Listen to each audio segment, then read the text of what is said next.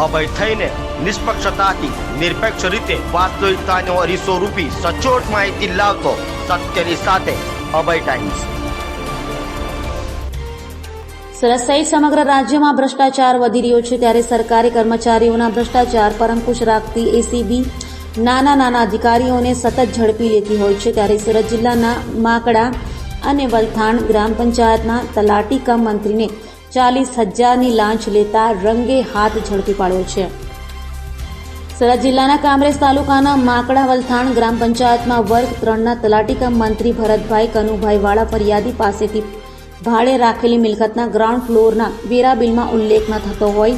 GST number તથા વીજ connection મેળવવા વેરા બિલની જરૂરિયાત કરી હતી,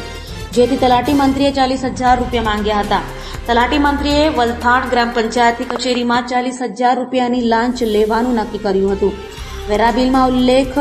કરવો હોય તો ₹40,000 આપો તો તમારું કામ થઈ જશે તેમ જણાવી મિલકતના વેરા બિલમાં સુધારો કરી આપવાના અવેજ પેટે ₹40,000 લાંચની માંગણી કરી હતી।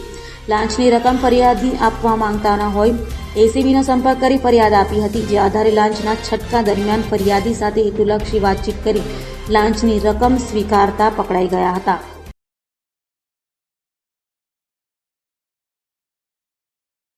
ફરિયાદી એક જાગૃત નાગરિકે પોતાની ભાડે રાખેલ મિલકતના ગ્રાઉન્ડ ફ્લોર પર વેરા બિલમાં ગ્રાઉન્ડ ફ્લોરની મિલકતનો ઉલ્લેખ ન હોય, જે સબબ તેઓએ વલથાણ અને માંડળા ગ્રામ પંચાયતના તલાટી કમ મંત્રી જે આ કામના આરોપી ભરત કનુભાઈ વાળા તલાટી કમ મંત્રીનાઓનો સંપર્ક કરતા તેઓએ આ કામ માટે ફરિયાદી પાસે ₹40,000ની માગણી કરેલી, જે પૈસા આ કામના ફરિયાદી આપવા માગતા ન હોય તેઓએ સુરત ગ્રામ્ય એસીબી પોલીસ સ્ટેશનના પોલીસ ઇન્સ્પેક્ટર શ્રી SD ધુબીનાઓનો સંપર્ક કરતા તેઓએ ફરિયાદ લઈ લાંચનું છટકું ગોઠવતા આ કામના આરોપી ભરત કનુભાઈ વાળા તલાટી કમ મંત્રી માકણા અને વલથાણ ગ્રામ પંચાયત પોતાની કચેરીમાં ₹40,000ની લાંચ લેતા પકડાઈ ગયેલ છે,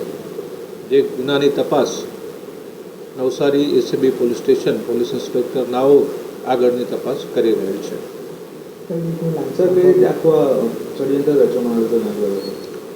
આ કામના ફરિયાદીએ પોતે એક મિલકત ભાડે રાખેલી હતી, જેમાં ગ્રાઉન્ડ ફ્લોરની મિલકતનો ઉલ્લેખ ન હોય ફરિયાદીએ તલાટી કમ મંત્રીનો સંપર્ક કરેલો અને જે બાબતમાં વેરા બિલમાં ગ્રાઉન્ડ ફ્લોરની મિલકતનો ઉલ્લેખ કરવા માટે તલાટી કમ મંત્રીએ ફરિયાદી પાસે પૈસા માગેલા અને જે પૈસા ફરિયાદી આપવા માગતા ન હતા, જેથી તેઓએ સુરત ગ્રામ્ય એસીબી પોલીસ સ્ટેશનનો સંપર્ક કરેલો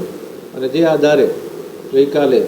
પોલીસ ઇન્સ્પેક્ટર SD ધુબીનાઓએ લાંચના છટકાનું આયોજન કરતા અને આ કામના ફરિયાદી આરોપીએ ફરિયાદી સાથે હેતુલક્ષી વાતચીત કરી અને પૈસા સ્વીકારેલા અને જે તેઓની કચેરીમાં પકડાઈ ગયેલ છે।